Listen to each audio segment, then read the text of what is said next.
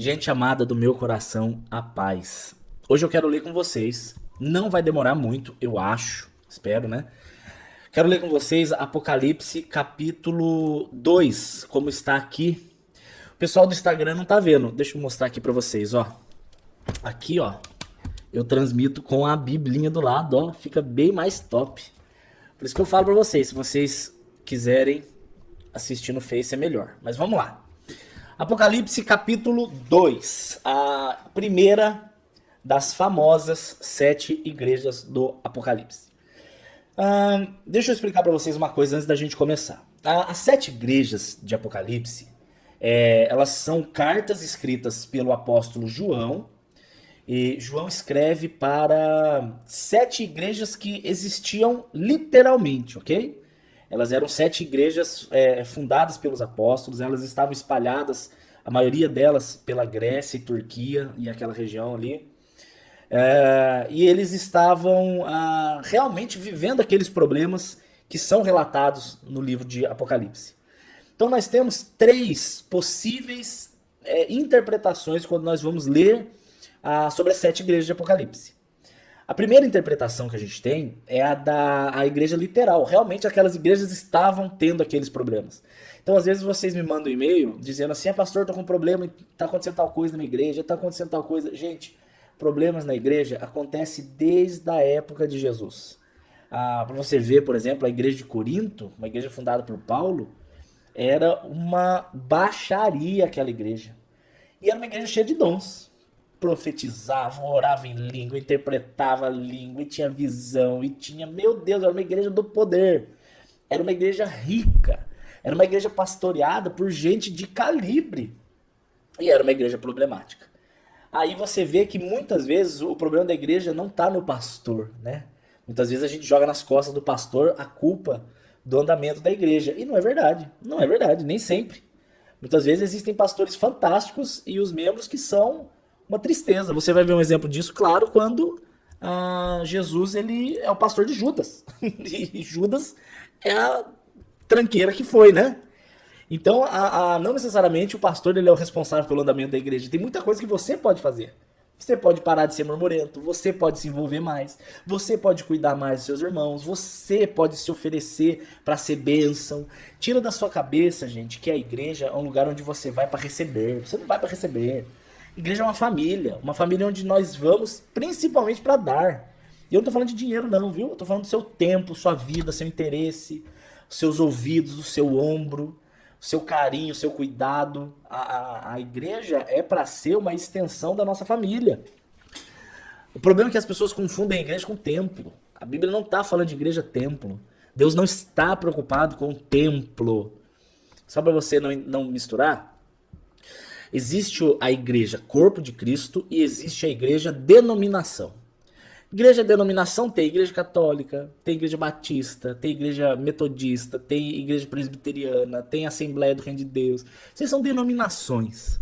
Mas a igreja, de fato, é o corpo de Cristo. E o corpo de Cristo é formado pelos irmãos.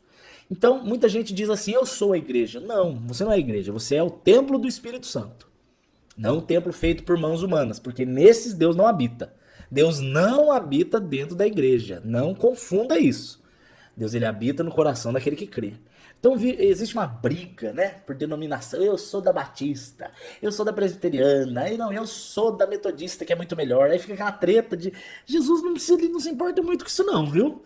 A questão é se você é filho ou se você não é filho. Esse é o grande ponto. A igreja, você não é igreja, você é templo. A igreja de verdade, então, ela é formada pela união dos templos. Por que Jesus diz em Mateus capítulo 18 assim, aonde 2 ou mais estiverem, ali eu estarei. Porque onde 2 ou mais estão, se forma uma igreja. A igreja, então, ela é formada pela união dos templos. Você está entendendo? Um dos exemplos mais fantásticos que eu tive de igreja foi uma vez que eu fui pregar numa assembleia e choveu muito no dia. E a assembleia ela tem uma liturgia. O que é liturgia? É o formato do culto. O formato da assembleia é muito característico, né? Eles colocam as pessoas tendo oportunidades, aí demora as oportunidades. Nossa, gente, tem igreja que eu vou que às vezes demora 2 horas e meia para começar a palavra. Aí é complicado porque o povo já tá meio cansado, mas eu não vou criticar porque eu respeito de todo o meu coração, né? Não concordo com 2 horas e meia de oportunidades, é cansativo, mas eu entendo porque muitas igrejas, para encher, o que elas fazem? No caso da Assembleia, ela convida muitas igrejas, e aí essas igrejas convidadas vão, enchem, daí tem que dar oportunidade para as igrejas convidadas cantar. Então eu entendo, isso é o de menos. O que importa é que existe muita gente sincera, muita. Do mesmo jeito que existe um monte de problemática, como em todas as igrejas, normal isso. E aí eu cheguei nessa assembleia e aí foi dada a oportunidade para um regente de uma igreja, de um bairro tal, e ele tava sozinho. Sozinho. Aí ele levantou e falou: gente, eu quero pedir perdão para a igreja, mas eu não estou com o meu coral. Eles não vieram por causa da chuva, não conseguiram vir. O ônibus, né, o Avan deu problema, alguma coisa do tipo. Então eu peço perdão para a igreja, eu não vou cantar. Na hora, o pastor da igreja que tinha me convidado, ele foi extremamente sensível. Extremamente. Eu tiro o chapéu para aquele rapaz. Ele virou e falou assim: irmão, então vamos fazer o seguinte: você vai reger o coral da nossa igreja. Então chamou esse rapazinho da outra igreja, e agora eu tô falando de igreja de denominação, e ele veio para reger o coral da igreja a que tinha me chamado para pregar. Só que quando o coral da igreja foi, Deus moveu de uma certa forma as outras igrejas, que os outros regentes mandaram o coral deles também se juntar. Então esse menino ele regeu o coral de todas as igrejas juntas. Gente, eu chorava, como diz a música da Voz da Verdade, eu chorava pra parede ouvir. Era lágrima que escorria de um lado, era ranho que escorria do outro, era a presença do Senhor, eu percebi ali, não tinha nome, sabe? Não é eu sou da igreja A, sou da igreja B. Eles perderam aquilo por minutos e falaram assim: gente, aqui é povo, aqui é todo povo, e todo mundo louvava, e foi um momento, olha, gente do céu, e eles cantando um louvor de adoração, foi maravilhoso. Ali foi como se Deus mostrasse: isso é o meu plano. Esse é o meu plano. A família junta é o meu plano. Agora, infelizmente, o crente, ele é o exército que mais mata os seus feridos. É muito complicado, muito complicado. A Ana Carolina está falando da Igreja Universal do Reino de Deus. Eu não quero comentar. Eu acho que eles fazem uma obra social muito boa, mas tem muitos problemas que eu não quero comentar. Aqueles que. Eu tenho uma teoria, que eu estou me atendo a essa teoria. Que as ovelhas do Senhor, eles vão. Entendi o que você quis dizer, Ana. Você quis dizer que essa é a Igreja Universal. Perfeito, perfeito. Você falou certo, eu entendi errado. Você tá certa. Então nem vou falar minha teoria. Desculpe, entendi o que você quis dizer. Então vamos voltar. Igreja é isso, gente. Igreja é o corpo de Cristo. Então, eu e Jesus em casa, eu sou igreja em casa. Não, você não é não. Você na igreja, você é o templo, você na sua casa é o templo do Espírito Santo, mas igreja é quando você está em comunhão. A comunhão é uma delícia, eu tô sentindo muita falta. Mas, voltando pro assunto, né? João, ele escreve essas cartas para essas 7 igrejas, exaltando algumas coisas e dando alguma correção em outras. E é interessante que a primeira aplicação, como eu estava falando, aqui eu embolo tudo, mas eu volto para o assunto, tá? A primeira revelação que tem é a revelação literal para aquelas igrejas. Eles estavam sofrendo realmente aqueles problemas. Eu vou ler aqui o da igreja de Éfeso, para vocês meio que acompanharem. E então era um problema literal, estava acontecendo. Ponto. Segundo problema, segunda revelação, aliás. Segunda revelação. Revelação pessoal. Como assim? Quando você vai ler as igrejas do Apocalipse, que é o capítulo 2 e 3, você vai identificar que aquela igreja pode ser tratada como uma pessoa. Você vai ler e você vai ver coisas que estão acontecendo com você. Então, às vezes, você lê, por exemplo, a igreja de Éfeso, não fala tanto contigo, mas depois você vai ler a igreja de Tiatira, você fala: meu Deus, sou eu. Ou então você vai ler a igreja de Laodiceia, você fala: meu Deus, é exatamente o que eu estou passando. Então nós temos a aplicação pessoal do texto. Eu já falei um pouco sobre isso no ao vivo que eu fiz sobre como interpretar a Bíblia. E o terceiro ponto é o ponto profético. O ponto profético não vai dar tempo de falar hoje porque ele é muito demorado, porque são 7 igrejas, ok? Cada igreja tem um nome que tem um significado em grego. Por exemplo, Éfeso significa aceitável. A igreja aceitável. Então, nós temos as 7 igrejas, elas mostram uma figura profética da igreja de Cristo. E aqui, quando eu estou falando da igreja, eu estou falando do corpo. Então, nós temos a igreja que era aceitável, aí nós temos a igreja que depois significa perseguição, depois nós temos a igreja... Eu não vou falar porque senão vai demorar muito, mas vocês pesquisem assim, a profecia das 7 igrejas do Apocalipse. Depois eu coloco para vocês aí na legenda. É muito interessante. A primeira igreja que eu quero falar é sobre Éfeso. Ó, tem gente me perguntando aqui para falar sobre a Igreja Universal. Tem outros pedindo para eu falar aqui sobre a Deus é Amor. Tem um outro aqui perguntando da Bola de Neve. Gente, não é legal eu ficar falando das igrejas, tá? Eu não vou ficar falando. Tem coisas que eu discordo muito nessas 3. Principalmente Universal. Não aconselho, jamais. Mas há salvação, porque Deus é misericordioso. Ah, mas eles fazem coisas boas pros pobres. Que bom, mas uma coisa boa não anula uma errada, né? Mas eu não quero falar. Vocês busquem a palavra vai revelar pra vocês. Quero falar da igreja de Éfeso. Igreja de Éfeso, Apocalipse capítulo 2. Vamos lá. Escreve ao anjo da igreja de Éfeso. Essa é uma ordem de Jesus para João, dizendo: João, escreve para o anjo da cidade, da igreja de Éfeso. Ao contrário do que eu já ouvi alguns pregadores falarem, esse anjo não é um anjo da guarda. Pelo amor de Jesus Cristo, não é. A Bíblia não diz que existe um anjo da guarda. A Bíblia diz que Deus dá ordens aos anjos para que nos guardem. Né? O Salmo 91. E também diz no Salmo 34 que o anjo acampa ao nosso redor e nos guarda. Priscila, eu vou deixar uns 10 minutos do final para vocês fazerem perguntas, tá? Aí a gente comenta. Guarda a perguntinha pro finalzinho. O pessoal já tá acostumando que eu não gosto de pergunta no meio que não tem a ver com o assunto, porque eu me perco, eu sou meio perdido. Perdão, tá? Não é grosseria minha. É uma dificuldade que eu tenho. Vocês têm que ter misericórdia porque eu sou perturbado. Então aqui, João ele está escrevendo ao anjo da cidade de Éfeso, porque anjo em grego quer dizer mensageiro, ok? A palavra anjo é mensageiro. Então, em determinado contexto, a palavra anjo aqui não está dizendo do anjo ser celestial. Ele está dizendo do anjo mensageiro da igreja. Quem que é o mensageiro da igreja? É o líder. Deixa eu ensinar uma coisa para vocês. O líder da igreja não é pastor. Preste atenção. Preste atenção que isso aqui é ensino importante para você. Não existe, ok? Não existe. Eu sei que isso é doutrina de algumas igrejas, mas eu vou falar para vocês o que a Bíblia ensina. Não existe um título chamado pastor para ser líder da igreja. Isso não existe. A pessoa ela não começa como diácono, evolui para presbítero e evolui para pastor. Não. Não é isso que a Bíblia fala.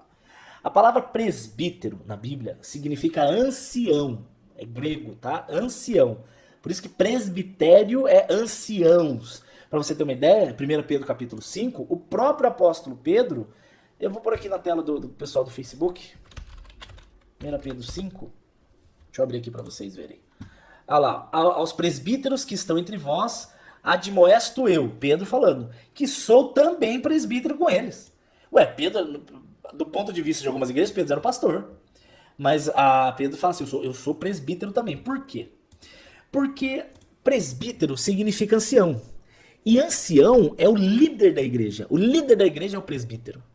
Então, o que é interessante é o seguinte, o presbítero, que é o líder da igreja, ele não necessariamente é um pastor.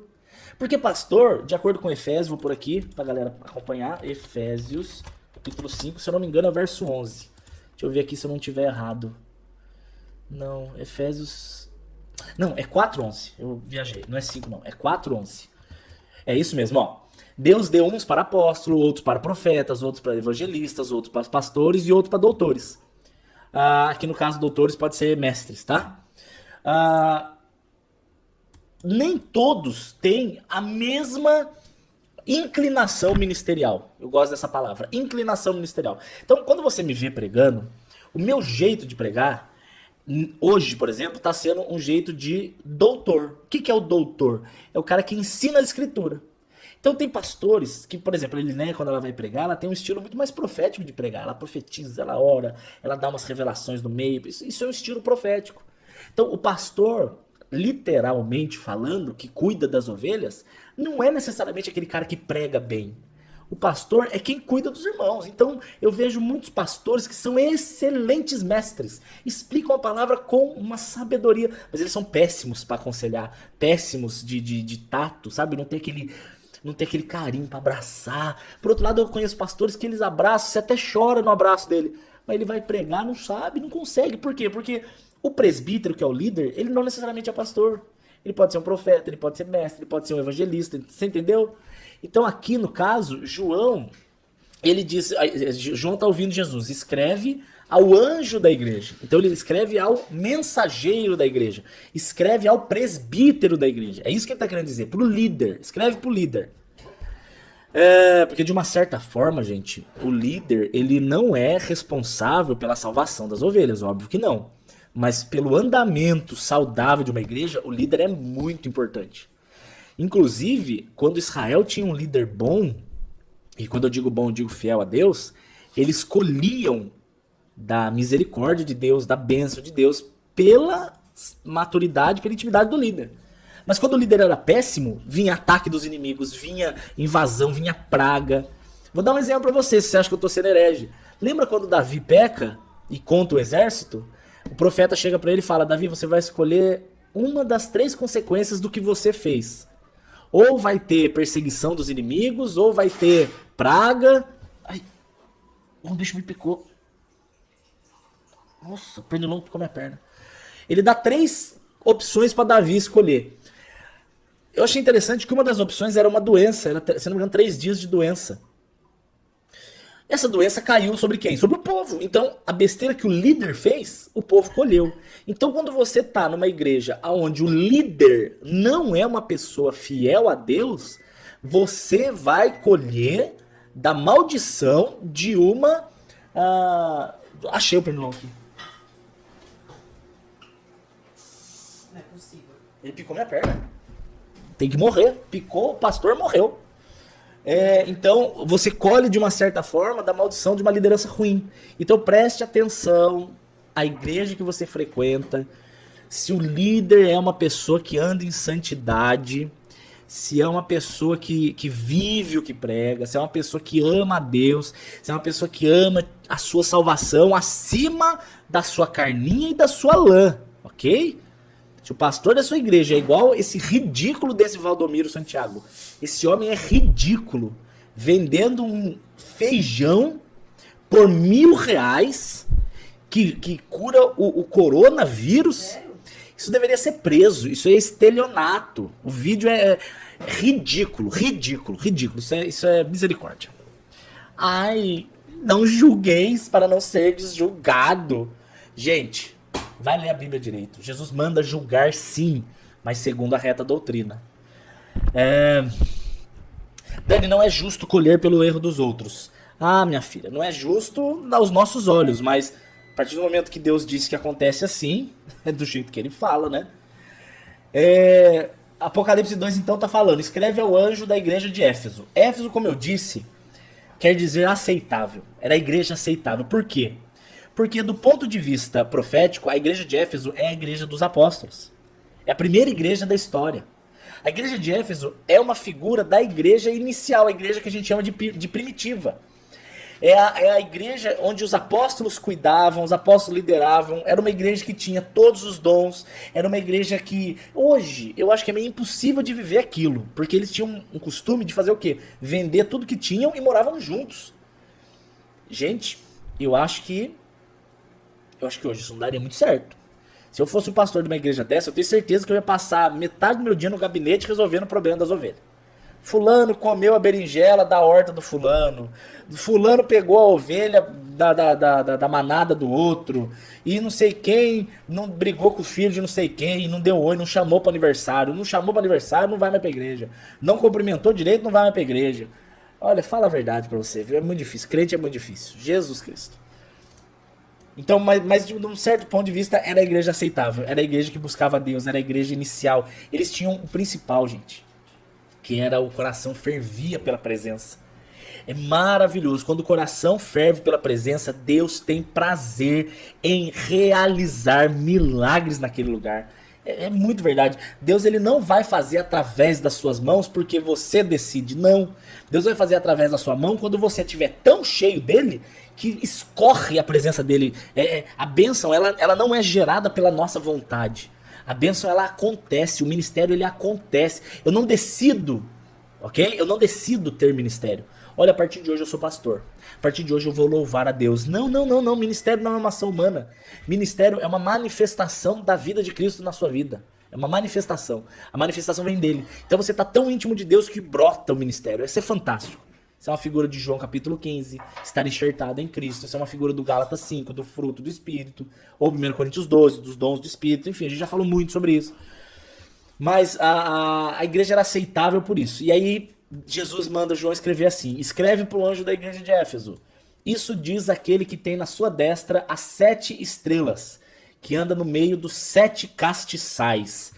Isso aqui é uma figura do candelabro. Gente, eu vou mostrar isso para vocês.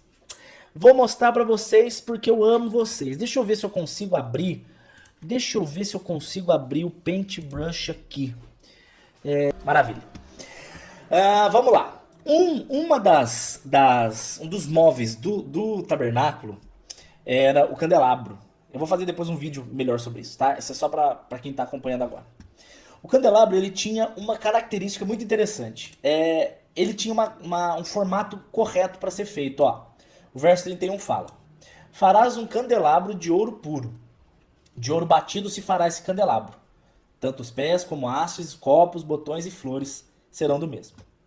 Do seu lado sairão 6 hastes, 3 do candelabro de um lado e 3 hastes do outro. Numa haste haverá... Eu vou explicar tudo isso aqui em detalhes, aguenta aí. Numa haste haverá 3 copos a modo de amêndoas, um botão e uma flor. 3 copos a modo de amêndoa na outra haste, um botão e uma flor. Serão 6 hastes que saem do candelabro. Mas no candelabro mesmo, no meio, haverá 4 copos de amêndoas com botões e flor. Então o que Moisés recebe de Deus? É isso aqui, ó. Moisés ele recebe a ordem de fazer um candelabro. Deixa eu tentar desenhar, vai ficar ridículo, mas Deus vai me dar graça. O candelabro ele era uma figura central, ok? Ele era uma figura central com uma haste de um lado, 2 hastes do lado, 3 hastes do lado. Aí sairia outra haste do lado, outra haste do lado e outra haste do lado. Esse era o formato do candelabro. Isso aqui não é um cacto. Parece um cacto, mas não é um cacto. É um candelabro. Horrível, mas tudo bem. Agora, o que é interessante? Que, de acordo com o texto aqui, de cada lado do candelabro sairiam 6 hastes. Do lado do candelabro sairiam 6 hastes. Que tá aqui, ó. 1, 2, 3, 4, 5, 6.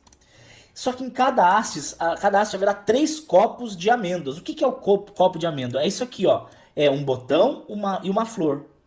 3 copos na outra haste, um botão e uma flor, assim serão 6 hastes. O que isso quer dizer? O copo, o botão e flor é uma figura mais ou menos assim. É o copo, o botão e a flor. Copo, botão e flor.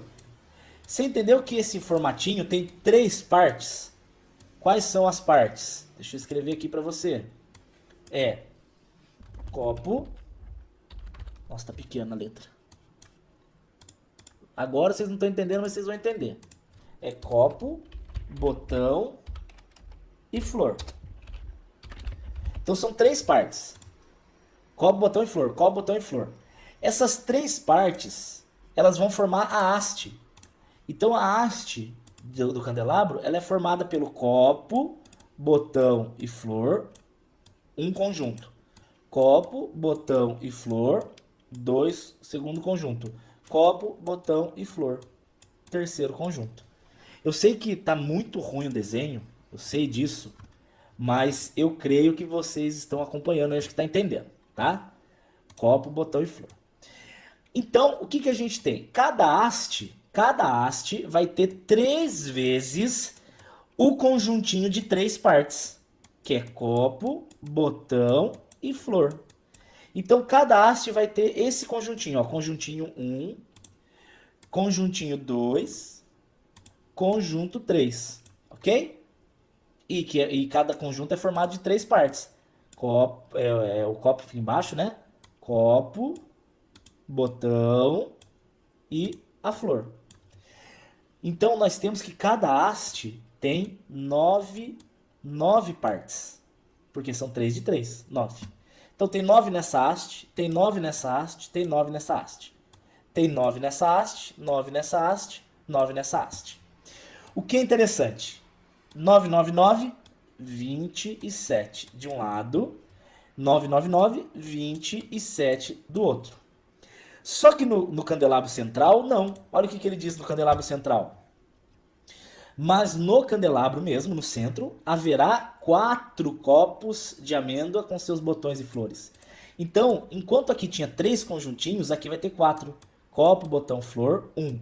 Copo, botão, flor, 2. Copo, botão, flor, 3. Copo, botão, flor, 4. É o pior candelabro da história do planeta Terra. Pior candelabro. Nossa, gente.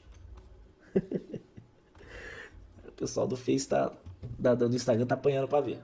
Então aqui nós temos um conjuntinho, nós temos 2 conjuntinhos, nós temos 3 conjuntinhos e nós temos amarelo, vai, 4 conjuntinhos.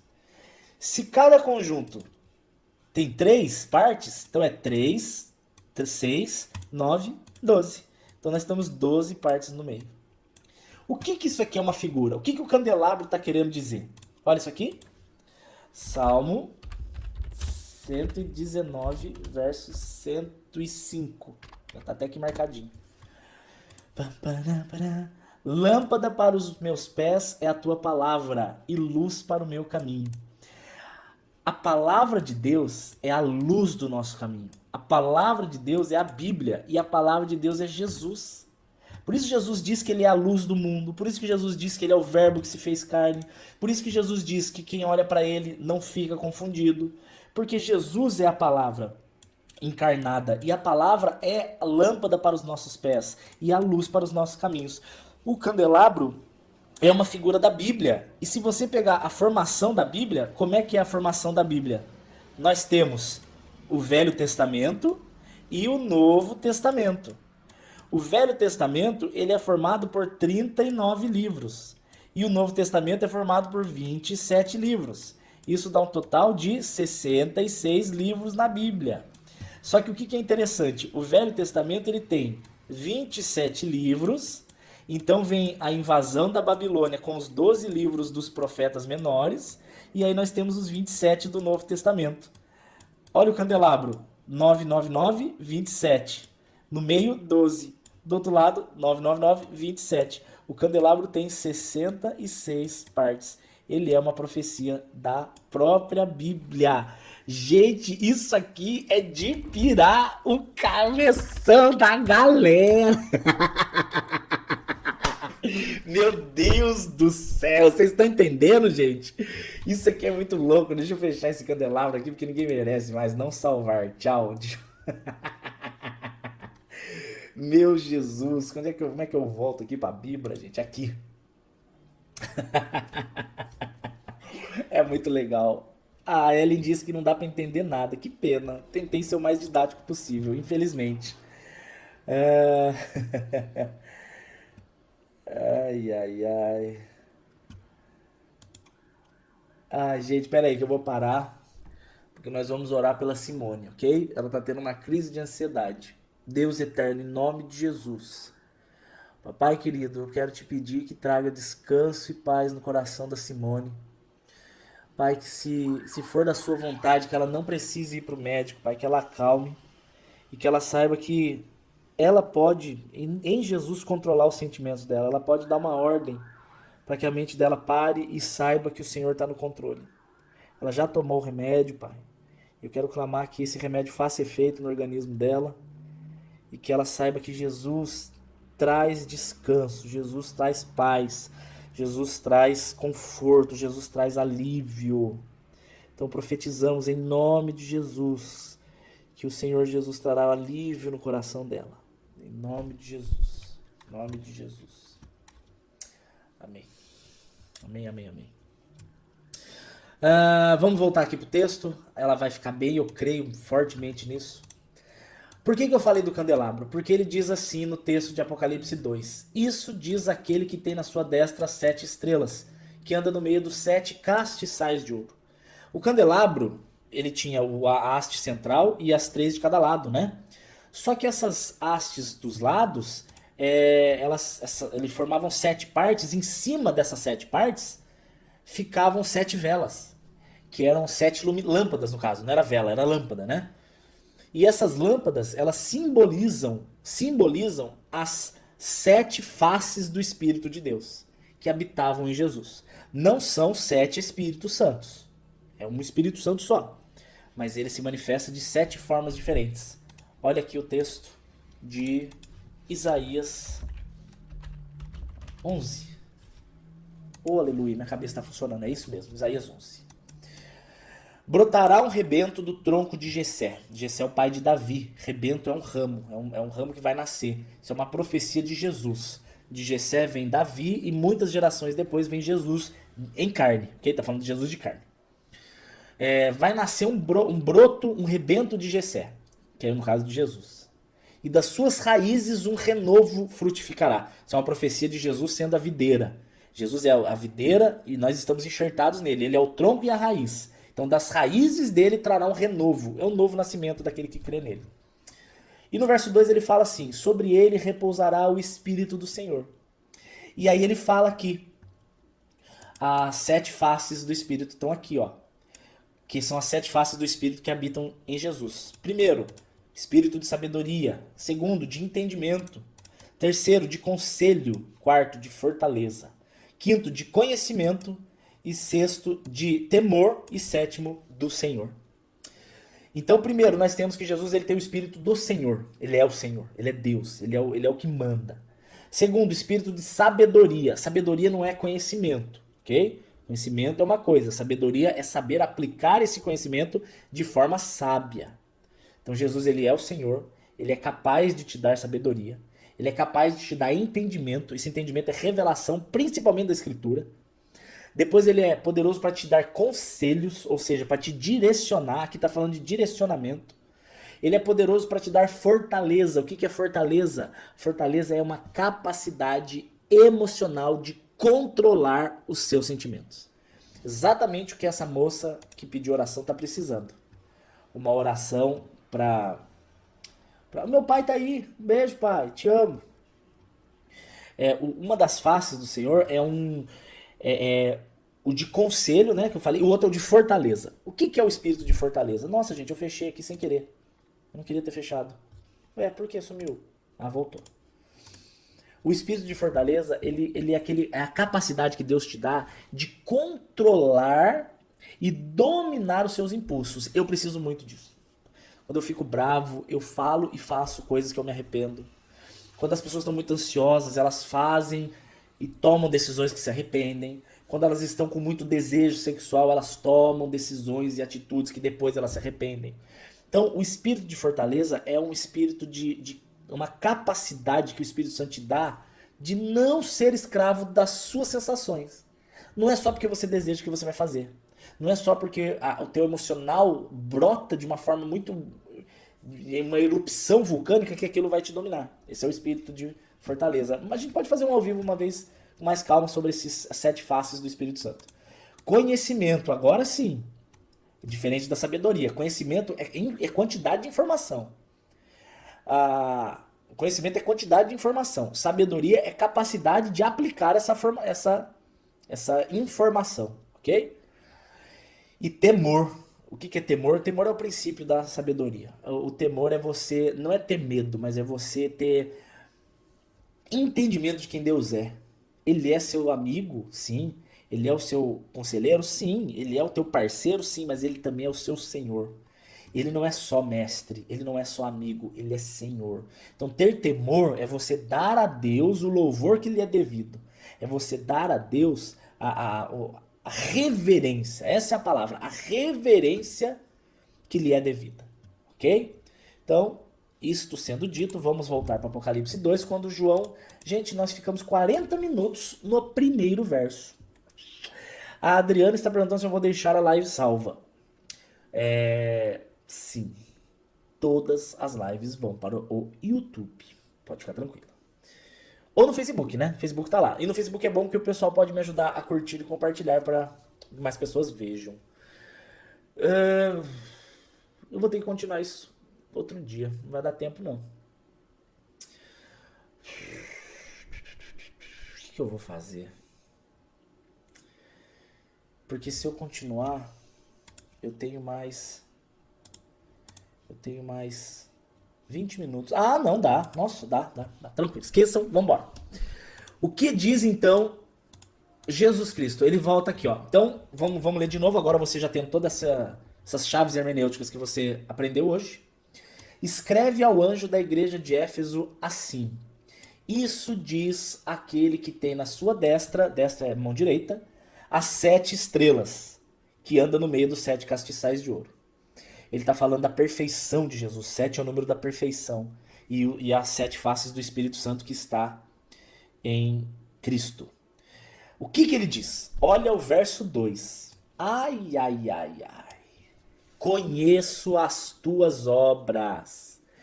Conheço o seu trabalho. Eu falei tudo errado. Conheço o teu trabalho. Conheço a tua paciência. E sei que não pode suportar os maus. E colocaste à prova os que se dizem apóstolos, mas que não são, e os achastes mentirosos. Então o que nós temos aqui? Nós temos uma característica de Deus quando ele vem falar com as igrejas, que ele exalta algo bom e depois ele corrige o que está errado. Isso é uma lição. Você, quando você tiver filho, eu não tenho ainda, mas quando eu tiver, o filho precisa ser corrigido. Sempre, lógico.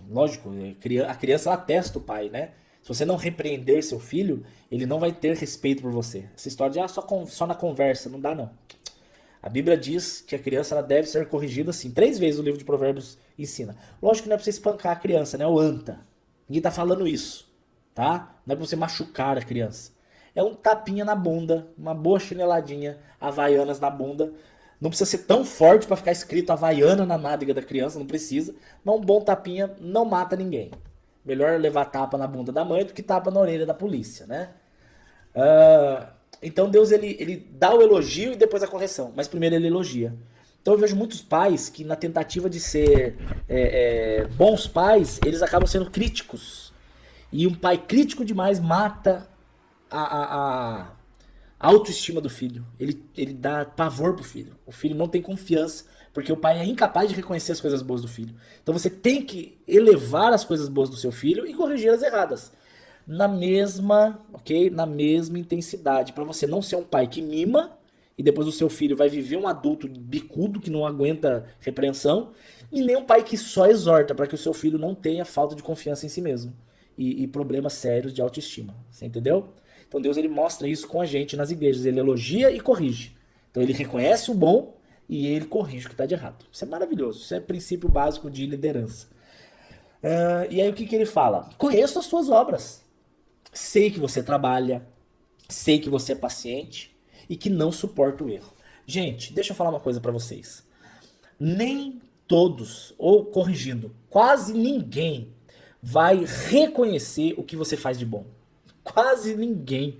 O ser humano ele é por natureza ingrato. Ele é por natureza mau. Se não houver uma transformação do Espírito Santo, ele é mau e ele é ingrato. Ele é invejoso. As pessoas não vão agradecer o que você faz. Raríssimas e raríssimas exceções reconhecem e agradecem. Então eu quero vir aqui, ser boca de Deus e falar para você: glória a Deus pelas coisas que você faz pelo reino. Viu? Deus está muito feliz com você. Deus está vendo o tanto de tempo que você gasta com seus irmãos. Gasta é uma palavra ruim, investe, tá? Que você investe com seus irmãos. O que você faz pela igreja, o que você faz pelos seus pais, o que você faz pelos seus filhos, o que você faz pelos missionários, o que você faz pelo reino. Deus está vendo. Desde aquela lacinho pequenininho que você... Caiu um bicho aqui. Desde aquele lacinho pequenininho que você faz para decoração da igreja, desde aquela cadeira que estava suja e você passou um paninho que ninguém viu, desde daquele WhatsApp que você mandou pro irmão que estava triste, dizendo: olha, Jesus ama você, não desiste, que ninguém viu, ninguém reconheceu, você não recebeu honras e holofotes. Deus sabe. Deus recompensará, Deus se alegra com você. Não fique esperando que as pessoas que conhecem, elas não vão. Se você viver à base de aplausos humanos, você será constantemente frustrado. O que você tem que entender? Olha só esse texto aqui, que texto fantástico. Meu Deus, é impressionante como Deus guia a palavra para onde Ele quer. Eu não tinha pensado em falar isso. Mas vamos lá, Efésios capítulo 1. Deixa eu achar. 6, aqui ó. Verso 5, verso 6. Deus nos predestinou em Jesus Cristo, olha o verso 6, para louvor da sua glória em sua graça, pela qual nos fez, ou seja, pela graça, é através da graça que nós somos salvos, pela graça que nós somos salvos, mediante a fé em Cristo Jesus. Isso está em Efésios 2:8. Mas aqui ele fala assim, ó, e é pela graça que ele nos fez agradáveis a si no amado. Efésios 1:6. Então ele nos faz agradáveis a ele em Jesus. Então você está errado quando você faz alguma coisa porque você acha que você fazendo você vai agradar a Deus. Você já é agradável a Deus em Jesus. Ok? O que agrada a Deus é Jesus. Jesus é o agradável. Jesus é o escolhido. Jesus é o eleito. Estando nele, nós nos tornamos agradáveis, escolhidos, eleitos, abençoados, predestinados. Nele. É tudo dele, é tudo nele, é tudo por ele, é tudo com ele, é tudo através dele, em nome dele, com o poder dele, com o direcionamento dele. Então quando você está em Jesus, você se torna uma pessoa agradável. Então você não é agradável a Jesus quando você está fazendo as coisas. O amor de Deus não é comprado pelo que você faz. E o amor de Deus ele não deixa de existir quando você desobedece. Então você não é mais amado quando você faz e você não é menos amado quando você deixa de fazer. Você é amado em Jesus Cristo, do mesmo jeito como qualquer um que crê e está em Jesus Cristo é amado. Você consegue entender isso? Isso é o princípio de evangelho. Deus nos fez agradáveis assim no amado. Voltando para Apocalipse. Então Deus conhece as suas obras. Deus conhece a tua luta. Deus conhece as tuas dificuldades. Deus conhece e vai recompensar. Ele diz assim, vocês não podem suportar os maus. Sabe o que é suportar os maus? Se você fica sabendo de um problema e se você fica na dúvida de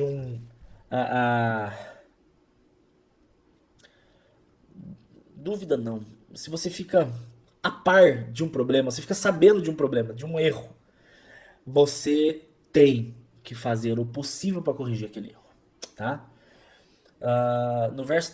No capítulo 33 de Ezequiel, ele vai falar sobre o atalaia. O atalaia é aquele soldado que ficava no alto da torre. E quando ele viu o exército inimigo, ele avisava. Então Deus ele te levanta para avisar. Tem muitas pessoas que veem o irmão pecando e deixa para lá. Falar, eu não vou julgar, não é problema meu. É sim. Se você não puder resolver, chame um líder que resolva. Mas muitas vezes Deus está te revelando para que você seja a solução. Não digo que você é a solução, mas você seja um instrumento de solução para o problema da pessoa. Então, se você vê uma coisa errada, avise com amor. Se a pessoa ignorar, você fez a sua parte. A Bíblia diz que se o atalaia toca a trombeta avisando e o povo não ouve e o exército inimigo destrói o povo, Deus não vai cobrar do atalaia. É exatamente isso que Ezequiel 33 diz. Verso 3. Vocês sofreram, têm paciência e trabalharam pelo meu nome sem se cansar. Uau, ele está falando de uma igreja que ralou pelo evangelho. Eu vejo que muita gente vai pra igreja e fica reclamando que ninguém liga pra ela, ninguém cuida dela, ninguém não sei o quê. Ai, meu Deus. Cadê minha água? Esqueci de pegar. Vive de reclamação. Nossa, a igreja não me ligou, não gostei do ar-condicionado, não gostei do louvor, a palavra foi ruim. Meu querido, mas você fez o que pela igreja? Você visitou algum doente? Você ligou pra alguém que estava triste? Você abençoou uma família pobre? Você fez alguma coisa? Você fez alguma coisa? Você não fez nada. Você só quer que façam por você? Aqui a Bíblia está dizendo, Deus ele percebe aquele que trabalha por ele, aquele que rala por ele. Eu tenho certeza que, meu Deus, todo o tempo que eu invisto aqui, respondendo e-mail, estudando, fazendo, aprendendo, não é só a Bíblia não, eu tive que estudar para fazer essa transmissão ao vivo, que é mó difícil. Ninguém me ensinou não. Se não for por amor a Deus e com esperança que haverá uma recompensa, eu ficaria frustrado. Imagina se eu fosse esperar a recompensa humana. Eu sei que Deus se alegra porque ele Ele já se agrada de nós no amado e eu sei que haverá uma recompensa, na glória, galardão. Deus vai... Nosso Deus do céu. Eu vou chegar lá, eu vou falar, Senhor, tá aqui a minha vida, ó.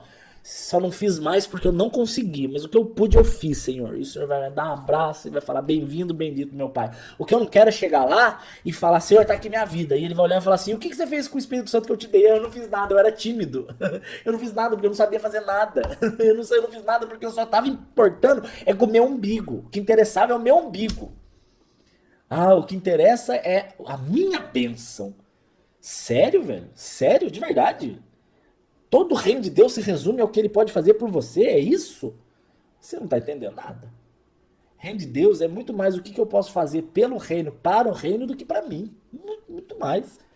E enquanto você cuida do reino de Deus e das coisas de Deus e das pessoas, Deus cuida de você.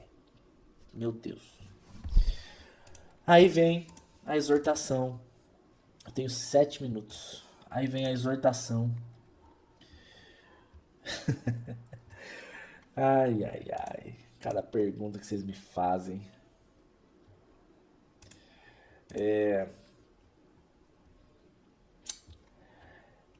Verso 4. Tenho, porém, contra ti que deixaste o primeiro amor. Deixar o primeiro amor me dá vontade de chorar. Eu vejo irmãos que estavam lá comigo na igreja e estavam lá louvando e estavam lá tendo experiência com Deus e hoje saíram da família. Vejo irmãos que abandonaram a esposa e estão com outra.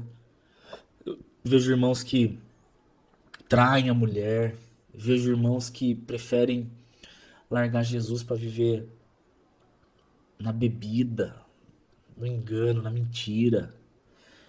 Homens e mulheres viram Jesus, participaram com Jesus, se alegraram no reino de Deus e preferiram as coisas desse mundo. Como diz Hebreus, corre o risco de cair e se tornar um apóstata e não ter mais volta.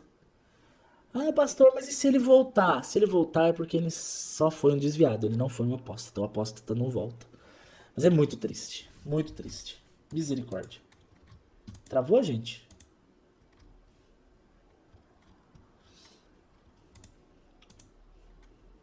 Que medo de ter travado.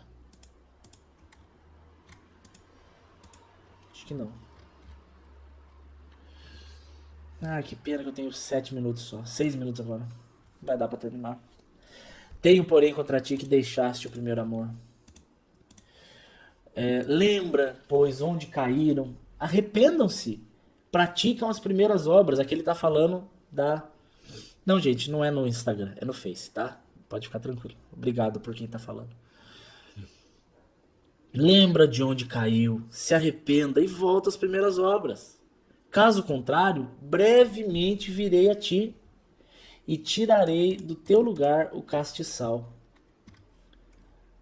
Meu Jesus, isso é muito, muito pesado. Muito pesado, muito pesado. Ele tá falando de pessoas que tinham castiçal.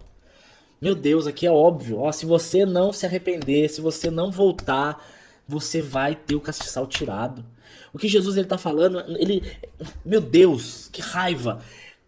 As pessoas acham, pequei, não tem mais chance pra mim. Deus não tá dizendo isso. Deus tá dizendo, se arrependa e volte.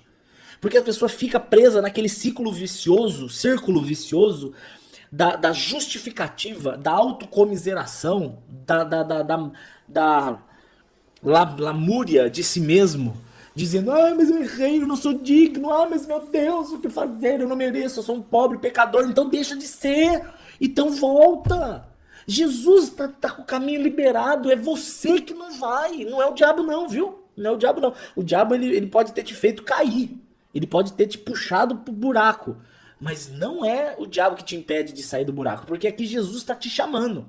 Vem pra cá, venha, ele está estendendo a mão, se arrependa e volta para a primeira obra. Aí o que a pessoa fala? Ai, não vou voltar não, Jesus, eu sou muito sujo. Pombas, é o próprio Senhor que está te chamando. Ele fala, ó, eu tô te dando uma chance, você tá vivo ainda. ok? Então aonde você caiu? Ah, eu caí nas drogas. Aonde você caiu? Ah, eu caí no adultério. Aonde você caiu? Ah, na pornografia. Então reconhece aonde que você caiu, confessa esse pecado a Deus, confessa. O primeiro passo é reconhecer aonde você caiu. Qual é a sua dificuldade? Qual é o teu espinho na carne? Qual é a tua fraqueza? Reconhece. Confessa a Deus. Olha, Senhor, eu me perdi quando eu busquei reconhecimento das pessoas. Aí eu me perdi quando eu me entreguei para um relacionamento que não era da sua vontade. Aí eu me perdi quando eu fiquei irado e decepcionado com a igreja e eu me afastei. Reconhece o momento da sua queda. Reconhece o momento ali que você caiu. Confessa a Deus. Fala, Senhor, eu caí naquele momento. Sabe o que Deus vai fazer? Ele pega a tua firmeza que era com ele naquele momento, ele traz de volta e muito mais. Ele tá falando, ó, arrepende-te e pratica as primeiras obras. Ou seja, para de história e é igual gente, eu sei que eu tenho sobrepeso, eu sei, eu não preciso que vocês falem, eu sei. Só que eu, não agora por causa da quarentena, infelizmente, mas eu vou na academia todos os dias, então eu não tenho problema de saúde, o meu problema é que eu como mais do que eu tenho fome, simples assim. Então, ao invés de eu ficar, ai, gordofobia, gordofobia, gordofobia, e eu estou falando do meu caso, que eu não tenho doença nenhuma. Tem pessoas que têm doença, não quero falar delas, estou falando de mim. Ah, gordofobia, gordofobia. Eu posso ficar a vida inteira reclamando de gordofobia, eu posso ficar a vida inteira reclamando de bullying, ou eu posso virar e falar assim, gente, chega, né? Chega, né? Vou correr, vou comer saudável, vou emagrecer e vou tomar uma atitude. As pessoas vão tomar por mim? Eu vou ficar esperando que as pessoas tomem por mim? Eu vou ficar esperando que os outros façam o que eu tenho que fazer. O que, que você precisa para que você siga Jesus? Ah, eu preciso que alguém me aceite. Jesus te aceita. Ah, eu preciso que alguém me perdoe. Jesus te perdoa. Ah, eu preciso que alguém me explique a Bíblia. O Espírito Santo explica a Bíblia. Ah, eu preciso de alguém que me consola. O Espírito Santo consola suas lágrimas. Ah, eu preciso de uma igreja. O Espírito Santo vai te guiar para um grupo de pessoas que vai andar contigo. O que, que você precisa? Você precisa de uma coisa, parar de dar desculpa. Então, tenho, porém, contra ti que deixaste o primeiro amor. Então se arrependa, volta para as primeiras obras e volta. Mais uma pessoa pedindo oração. O que está acontecendo? Amém. Era isso que eu tinha que falar hoje. Vou aproveitar esses 1 minuto e meio que falta do pessoal do Instagram para orar. Tá bom? Se você quiser fazer uma pergunta, manda para mim no e-mail, daniel.sad@uol.com.br. Junião, meu querido, mas na verdade já acabou. Já acabou a palavra que eu tinha para vocês hoje era essa, sobre a igreja de Éfeso. A igreja que trabalhava, a igreja que era firme nas obras, mas que deixaram o primeiro amor. Caíram e ficaram caídas no pecado. Vou orar, tenho 1 minuto para orar. Senhor Jesus, eu quero orar com toda a fé que há no meu coração. Toda a fé que há no meu coração, eu estou clamando, Pai. E eu creio que essas pessoas que estão sofrendo algum tipo de aflição agora, Pai, que basta elas se voltarem para o Senhor agora, elas se voltarem, não esperar que nós derramemos o Espírito Santo nelas. Não, Pai, elas têm livre acesso. Elas podem ajoelhar, elas podem ir na direção do Pai, elas podem clamar e entrar na presença do Pai, elas podem falar, Senhor, enche o meu coração, Senhor, enche o coração, enche a mente, a sua presença transborde, e eu repreendo em nome de Jesus Cristo espíritos contrários e malditos que estão atormentando o povo de Deus. Vocês são repreendidos agora em nome de Jesus. Repreendo vocês em nome de Jesus. Sai da vida dessas pessoas. Essa falta de ar, ansiedade. Se não for algo clínico, óbvio, não sou idiota, mas inclusive os clínicos, o Senhor é poderoso para cuidar e sarar e curar agora, em nome de Jesus Cristo. Mas é necessário também uma postura nossa. E o pessoal do Instagram tá acabando. Gente, amo vocês. No Facebook eu vou continuar mais um pouquinho e depois eu vou parar também, tá? Beijos. Que acabou.